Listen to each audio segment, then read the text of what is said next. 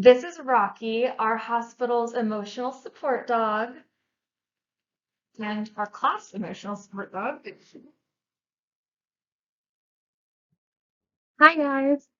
So Claire, Shannon, Sarah, and myself all decided to do a clinical hospital setting for this project, mainly because we all have experience in different ways in a clinical setting. So like Claire, she is a volunteer. Myself and Shannon are dietary assistants, and then Sarah is a chef, which is pretty cool. So it's kind of fun to see how all of the behind scenes tied together in what our managers or directors go through to make everything happen in the hospital. So, but for our clinical hospital, we decided to do 100-bed capacity. Obviously, there is the clinical registered dietitians and their manager, as well as head of operations. But because those are salary based, we decided not to put them in our diagram. But everything in our diagram is typically salary or not salary based, besides the food service director. But our food service director is in charge of our food service assistant director, and then our food service assistant director is in charge of our food service manager, as well as our executive chef. Our executive chef is in charge of our sous chef, and then our sous chef is in charge of the lead cook, which we have two for that. And then our lead cooks typically are in charge of the line cook, which we have five for that one as well, or not as well. Um, but on the left side, our food service manager is in charge of our food service supervisor, as well as our five dietary assistants. And then our food service supervisor is in charge of our five tray runners. So it's kind of cool to see everything all out on paper. So now we're going to talk about the interprofessional relationships that go on in a food and nutrition department. The director of the department, which is the head, frequently reports to human resources, the financial office, and the head of operations, and that's usually everything that goes on behind scenes.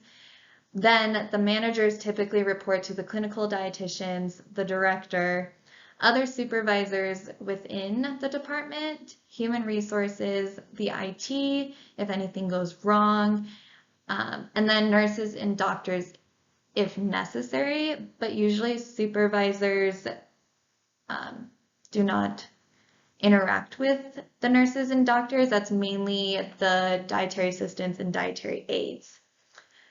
So below managers becomes the supervisors, and the supervisors interact mainly with nurses and registered dietitians if there's a complaint from the patient or the patient is not understanding their diet when they're talking to the dietary assistants. Typically, in this case, the nurse would order the food or come up with a plan to help the patients understand their diet on which they were placed on. The supervisors may also interact with IT when there is a problem with a kitchen ticket system or ordering or the software that dietary assistants use. I know at a hospital we use Seaboard. I don't know if anyone is familiar with that, but we had a lot of issues with that crashing on us. Other examples are if the printer needs toner or um, I don't know, we need a new printer. That happened to me once, and it caused a lot of issues where we would have to call the nurses on each floor to tell them that our printer broke down because we allowed nurses to order food via text through the system we were using and it would print through our printer. So if our printer wasn't working, we were missing out on like 500 meals, which was not good in a hospital setting. So the IT would typically help with us and our manager would usually do that. And then next were the cooks, and they typically interact mostly with the dietary aides and dietary assistants to clarify any tickets that were a little hard to understand. Or they would speak to registered dietitians, and a lot of times they would speak to the kosher deli market that the hospital used. I know that happens not too often, but enough for it to be noted. And then lastly are the dietary assistants as well as the dietary aides who interact mostly with the nurses, sometimes doctors if we need to get a hold of them in case of an emergency. There's also a lot of talking with the registered dietitians, especially with dietary counts or clarification on a diet. We also talk, or dietary assistants talk to IT again if there's any issues. But mostly they talk to patients out of everyone. So moving on to the projected labor plan, we determined the total full-time equivalents based on the number of meals served each 5-day week and the total number of labor hours. So the 100 patients per meal times 4 meals a day times 5 days a week came out to 2,000 meals per week. Our total weekly sales based on the daily sales breakdown and assuming a 31% food cost came out to $23,391, as you can see in that top line in the prime cost worksheet image. And Sarah will go into more detail on the food costs, but assuming 3.5 meals per hour at a clinical acute care hospital, which is the standard, with that assumption, 571 hours or 571 and a half hours are needed in labor hours to serve those 2,000 meals.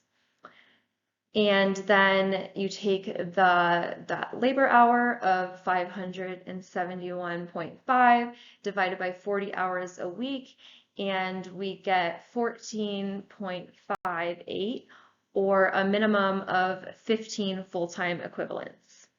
So on the next slide, I will go into detail on the breakdown of those equivalents.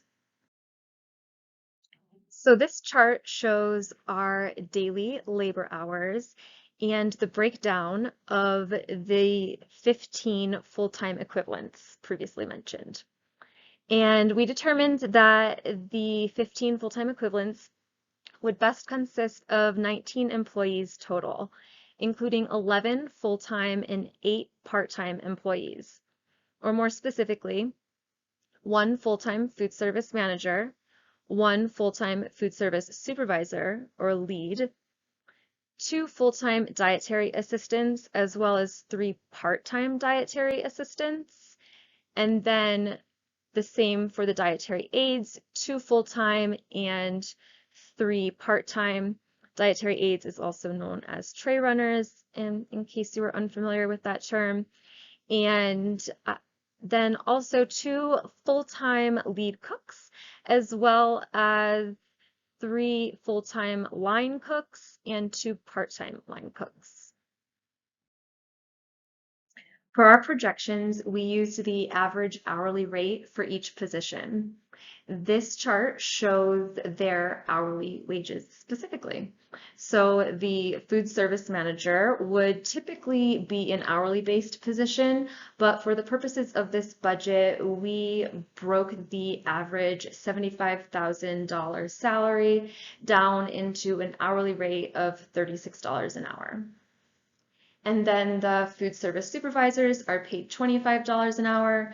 The dietary assistants are paid $20 an hour. The dietary aides or tray runners are paid $16 an hour. The lead cooks are paid $23 an hour. The line cooks are paid $18 an hour.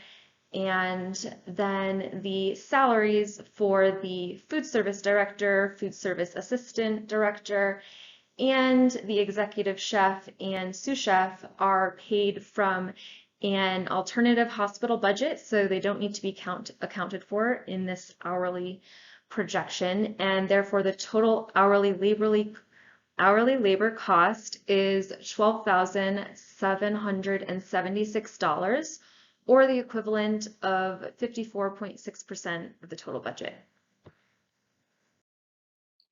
Moving on to our project food plan. We settled on a 5-day weekly menu with preset trays for each meal. So we'll have a breakfast, a lunch, a dinner, and a dessert.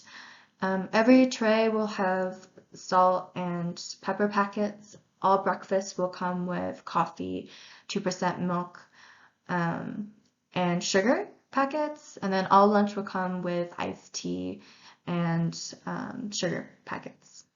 And then all dinners will have 2% milk. So for Monday, for breakfast, we have a Denver omelet, as well as wheat toast and a butter packet, along with that coffee and that 2% milk and the seasonings. For lunch, there'll be the chef salad with ranch and the iced tea to drink. And then the spaghetti with marinara will be the 2% milk with a whole wheat spaghetti sauce and Parmesan cheese. And then there will be vanilla ice cream for dessert. For Tuesday, we're doing Greek yogurt for breakfast, and that's coming with granola and strawberries, as well as the coffee and the 2% milk and the sugar. For lunch, it'll be a BLT sandwich that will be on wheat bread with mustard and mayo, and it'll come with some barbecue pop chips and that iced tea and sugar. For dinner, it'll be a chicken quesadilla made on a whole wheat tortilla with the roasted chicken. And then it'll come with sour cream and salsa and a side of carrots, celery, and the ranch packets. And then there'll be a chocolate chip cookie for dessert. For Wednesday's breakfast, it'll be a pancake breakfast with bacon and a side of strawberries along with syrup and the rest of the usual for breakfast. The lunch will be a grilled chicken sandwich, so that'll be on a bun with lettuce and tomato and a side of the barbecue pop chips and an apple, and that'll come with the usual iced tea and sugar. The dinner will be salmon with broccoli and a baked potato with butter, and then the dessert will be cheesecake and tea. So cheesecake will come with strawberries, whipped cream, and then just some herbal tea.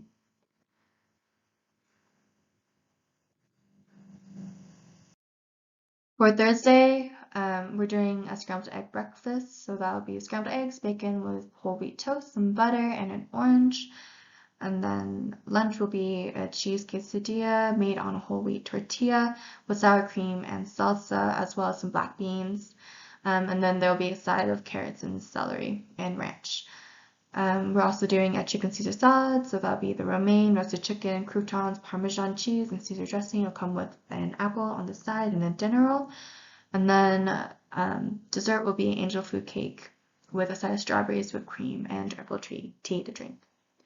Friday's breakfast will be a breakfast burrito made on a whole wheat tortilla. There'll be like eggs, cheese, and bacon in there. It comes with a side of salsa and sour cream. For lunch on Friday, it'll just be a burger with lettuce, tomato, mayo, ketchup, mustard. And then for dinner, it'll be a roasted chicken with broccoli and a baked potato. And then for dessert, it's a vanilla milkshake. So when we're planning our meal, we wanted to order ingredients that would work in multiple dishes so that there's a high degree of crossover. This will reduce the number of different food items that we'll have to order and help keep our food cost on the lower end. It will also help ensure that we use up our ingredients to reduce food waste. Lower food waste is not only better for the environment, but it also is a money saver.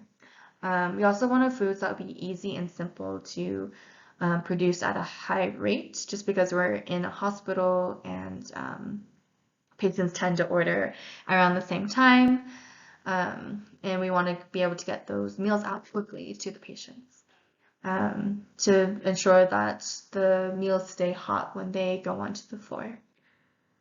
Also, we chose foods that would appeal to the masses because we are in a hospital setting. It's important to have like safe, like comfortable meal items that many would be happy with. Our menu is not that adventurous, but it will please the general population. A profit and loss statement, also known as a P&L statement, is an accounting tool for an organization to understand its net income and its profitability. A profit and loss statement, quite simply, is calculated by the total revenue of the company or organization minus its total expenses. In this case, our total revenue is $23,391. This is the cost of food plus a 31% food cost over 5 days. Our total expenses are our food costs, what we pay for to purchase the food and beverage, plus our labor costs, which is what we pay our employees, also known as the prime cost. And that number is $22,247. So if you look at the math, the fourth bullet point on this slide, $23,391 minus $22,247 equals $1,144. And if that number there is positive, it means the company or organization has made a profit. And if it's negative, that means they're running at a loss. In our case, we thankfully have a positive number, which means we have made a profit of $1,144. Just to drill further on this, I just clipped two sheets from, or two images from our budget, showing how we got these numbers. The first number, $23,391, you see bolded in the first snip, is the total cost of, our sales over 5 days. This is the total cost of food plus a 31% food cost. And the second number you see down in the bottom in bold, the $22,247 is the prime cost, and that's the cost of sales, meaning the cost of our food and beverage, plus the cost of our personnel, which is our salary or hourly expense, plus taxes and benefits. HR is involved with many aspects of the hospital. They take care of payroll, recruitment. They send out offer letters for new hires. They conduct orientations as well as provide training for continued education. They also create a safe working environment and handle disciplinary actions when it comes to personal relations, such as inappropriate behavior and speech. Employee benefits like medical insurance, overtime, vacation pay, sick pay, which may include the COVID sick pay, retirement benefits and paid time off are managed by the HR. And then some hospitals, they also have career benefits, such as discounted courses, like online courses, as well as provide tuition reimbursement when the degree that that employee is going after is related to their job position. Next, we wanted to talk about is leadership theory considerations in a healthcare setting. I chose this image because it shows a leader with a vision moving forward and others following in the same action. And also this quote that I like about leadership, or that our team likes about leadership, called, by Wayne Gretzky, the most successful hockey player of all time. And he has been known to have lots of leadership quotes. Basically, he primarily led his team to many victories. And he said, "I skate to where the puck is going to be, not where it has been." And I think anyone who can watch hockey and have that visualization of moving your team to where you want to go, not where you've been, is really important to talk about leadership and professional growth, also in light of the conversations we've had in this module about mentorship. So leadership theory really breaks down why certain people are leaders and certain kinds of leadership theory considerations. And there's many leadership theories, and later we'll focus on 3 as I talk through this slide. But first, I wanted to talk about some characteristics that are associated with being a good leader. This is a long list. It's not an exhaustive list, but some of the characteristics when you think of a good leader, especially in a hospital setting, are loud and confident and brave and motivational. You would have a strong work ethic. You'd be a great decision maker. You'd have very high integrity. You'd have high moral standards, great organizational skills, excellent communication skills, efficient, having a big motivation to help others grow, having really critical relationship building skills or rapport building skills, and always looking for a new way to do things. Within, those are just, like I said, the list. It's a long list. It's still certainly not exhaustive, but those are the main characteristics you think when you think of a leader in any leadership theory. Now, within the clinical hospital, we see that the food service director is the leader of the team, and they are the leaders of all the positions below. But there's also a theory in which you can be a leader when you're not in charge. So leadership styles do apply, we think, throughout the whole organizational structure and throughout the whole organizational chart. Back to the 3 leadership theories that we said we'd talk about, we feel that a combination of charismatic, transactional, and situational leadership might work best in the hospital setting. First, to discuss, I'll walk through all 3, but first, having a charismatic leader can help benefit the environment and the team by providing motivation for the staff. You want a charismatic leader, really look again at this slide, at this picture, leading the team, looking at vision, being able to use their rapport building skills to work with lots of people, and really being charming enough to draw out the best of every employee. That's the charismatic leader. The second is transactional leadership. It's a very different kind of style. We also see that it's a style that does not seem to be going away. It's more based on extrinsic rewards and also discipline. And people generally like this. They like being rewarded for good behavior. And not that they like it, but it's easy to know that within bad behavior or bad professional behavior, a punitive action will take place. Pay is obviously a great motivator, but we've seen in the hospitals that we all work with different situations where there are other kind of rewards. In one hospital, there's a weekly huddle where the general manager calls out good things that other people have said their team members have done well. And for every card that they pull that someone has written that someone's done a good thing or noticed a good action, they get a candy bar. At another hospital, it's a point system where if you get a number of points for good behavior, or maybe I shouldn't say good behavior, but for stepping, going above and beyond, you get a point. And when the points add up, you could buy something like an air fryer or an iPad. And when I say going above and beyond in hospital, it's really being seen as helping out on the dish line, cleaning dishes, even if it's not your job, when you see someone that's not available to do it. When a leader notices those behaviors and they give out good rewards, that's an example of transactional leadership. Transactional leadership also has, like I discussed, a disciplinary side or a punitive side. And while that's important for encouraging good behavior so you don't get punished, you don't want an environment where there's too much disciplinary action, because that could lead to low morale, high stress, potentially high turnover. And high turnover is especially dangerous or problematic for any company or any organization, because that leads to a great deal of inefficiencies. So a great transactional leader, and I'm focusing on this one because it is very common in healthcare, is you want to reward the good behavior and make sure you're doing discipline on the other behavior.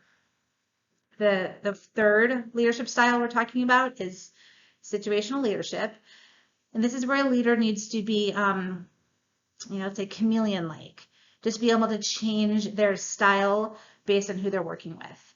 This, we've talked about an organizational chart under a food service director would have everybody from an executive chef down to a line cook. You could have a food service manager all the way down to a tray runner. And these have different levels of education and professionalism. And you need to be able to change your leadership style based on who you're working with. You do not want to talk to an executive chef the same way you're talking to a line cook. So a situational leader needs to be able to be nimble and think on their feet and have different styles for how they're going to work with different employees. And people learn at different levels, and that's why that's also important, just to keep up the intensity and, you know, being unique to everybody. I think people respect those leaders as well. It also helps in reporting to your higher ups or working interprofessionally. Of course, the situational leader would want to work with a doctor or a physician, or similarly a board member, different than they would work with a someone who's answering the phones in the call center.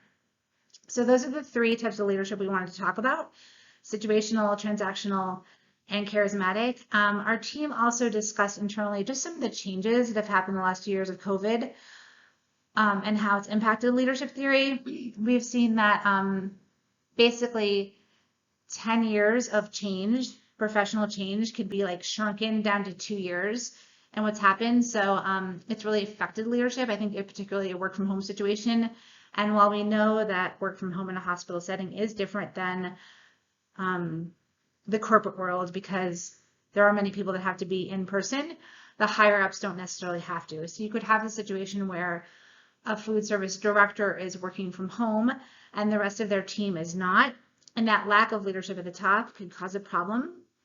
And in that case where the food service director would have to work from home, we think it's especially important that that be a charismatic leader. So those are our thoughts on leadership, and we'll move on to the next slide. That concludes our presentation. Thank you for listening from Rocky and Group 3, Lauren, Sarah, Shannon, and Claire.